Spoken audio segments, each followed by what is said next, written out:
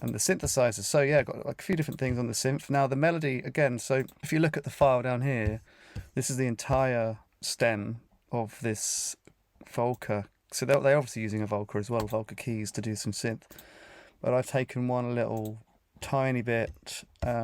So I've made a big deal out of this, like having 3 notes, like it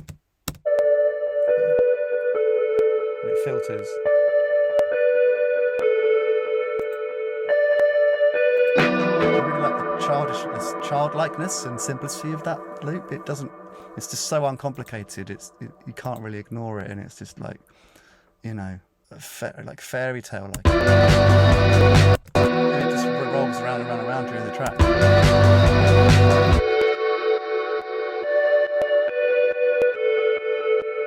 There's a mid-section of the track where I've changed the pitch of that there's a middle 8 kind of vibe on this. So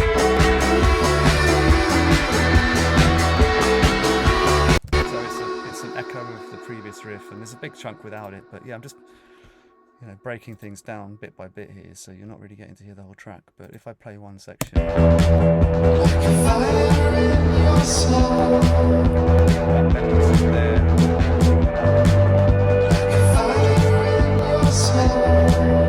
as the bass line shifts, those notes have different contexts. So yeah, that was just a tiny chop of the synth, and then the pad sound, which I've used throughout, was a similar thing where I basically found the pad, which is this whole pad that runs throughout the whole song. I just took one bit, looped it, and then I've repitched it and filtered it. So the pad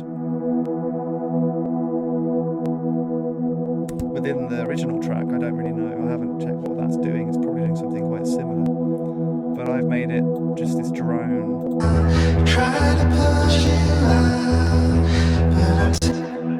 And the whole vibe I wanted to go for with this was just dreamy, but with a driving kind of krautrock beat. So it's sort of floaty, not too intense. And having pad sounds like that, they're like glue, you know. They're running the whole way through the song, just sort of giving actually a bit of sense of suspense as well. And I'm using Ableton's filter.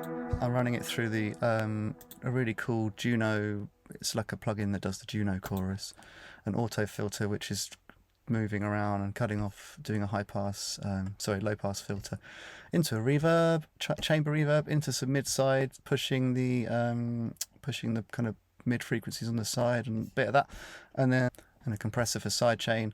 And then again, I used the Pro Q3 a lot, but this is doing some mid side stuff. So just helping that pad be a pad, helping it be wide and spaced out in the stereo field feeling.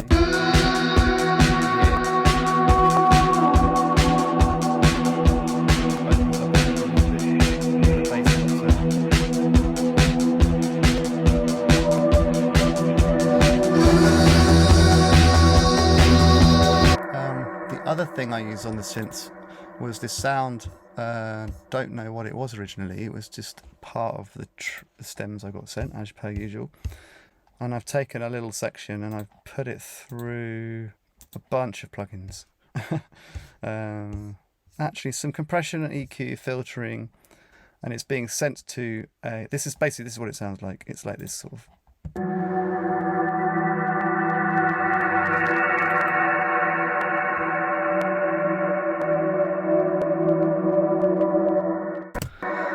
And yeah, so that's the role that's playing, and the reason I like that part is because that's sort of these momentary flourishes that they act as tension, they act as transitions, and you know, when you blend this kind of dark, spooky sound with the nice soft pad,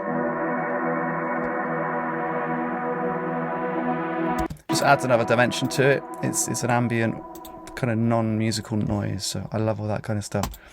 It's being sent to a huge Valhalla reverb, which I love.